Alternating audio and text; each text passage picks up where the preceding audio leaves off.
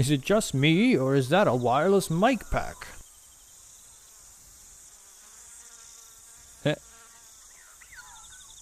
Hey look, Mary, another useless trick of Gandalf's.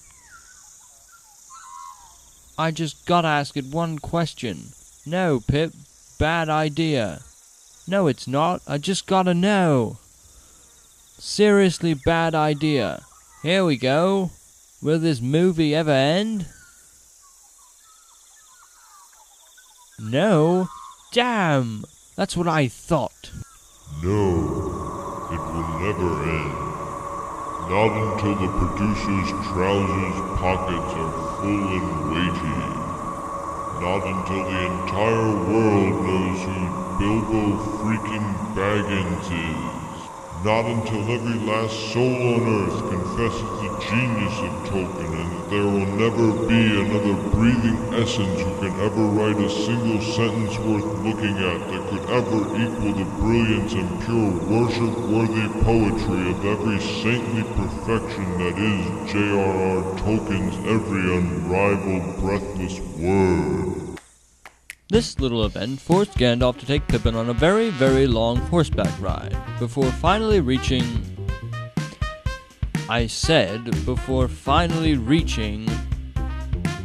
Look, I already said very, very long horseback ride. They get it. You don't have to shoot the entire thing in real time. Here's a tip. In the movie world, there's a little trick you might want to look into.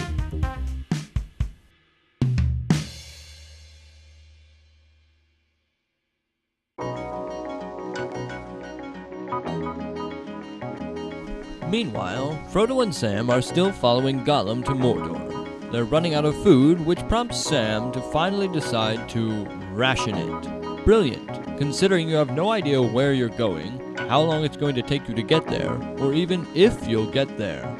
Gollum continues to talk to his reflection, devising a dastardly plan that we already heard about at the end of the last movie.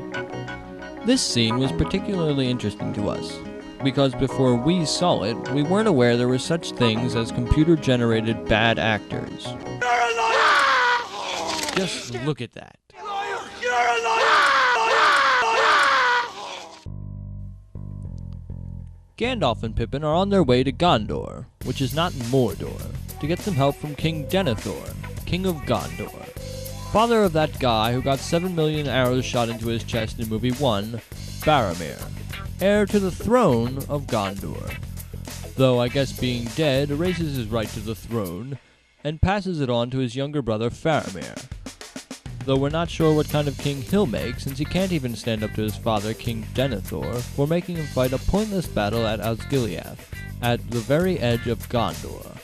Not that it matters, because Aragorn is really the rightful heir of Gondor, since he has the broken sword, which was made by the elves, who want to say that they're not at all as gay as Legolas, who, though part of the elves, the makers of the sword, he has no right to the throne of Gondor, and is just going to have to be happy with whatever he gets in Mirkwood. Anyway, so Gandalf and Pippin are at Gondor, trying to get Denethor to ask for help from Theoden, the king of Rohan, who won't help Denethor unless he asks for help because Gondor and Rohan apparently don't like each other very much.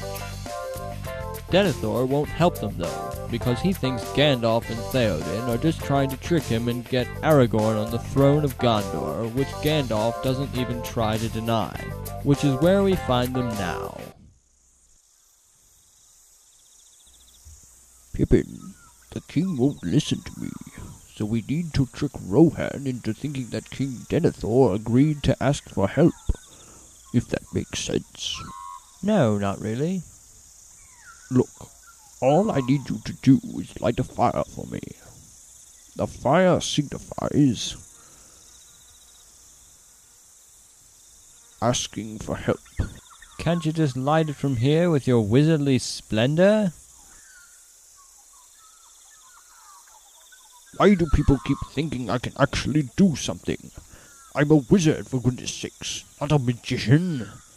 Now you're just confusing me.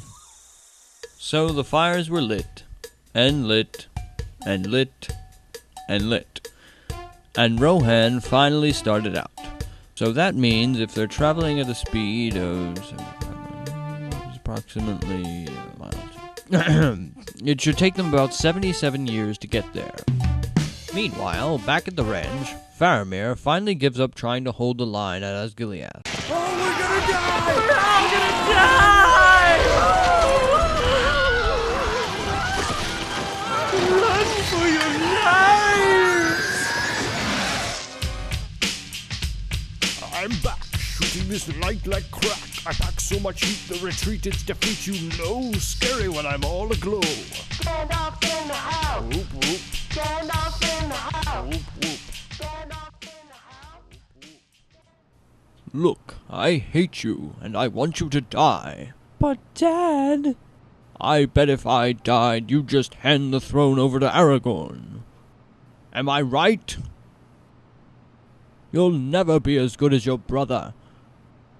I always liked him better. See? I told you so. Look, he's not even dead. He's just faking it. Because he doesn't want to fight. Am not. R2. Am not. R... Who the hell are you talking to, son? What? I'm the one who's supposed to be crazy. Remember? Hey, if you're anything like us, about 4 hours into this thing, you'll begin to wonder what on earth happened to the hero of this piece, Aragorn. Truth is, he's still walking. In fact, right now, he's camped far away from the action, sitting on top of a hill with the Rohan army.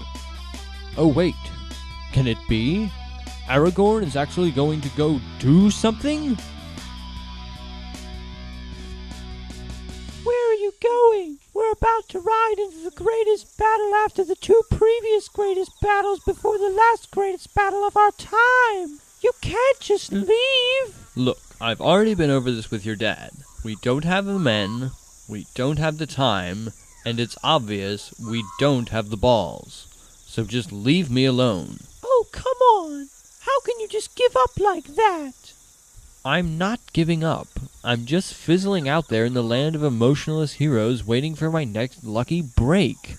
Plus, Agent Smith said I should go check out this Past of the Dead thing. Sounds kind of interesting.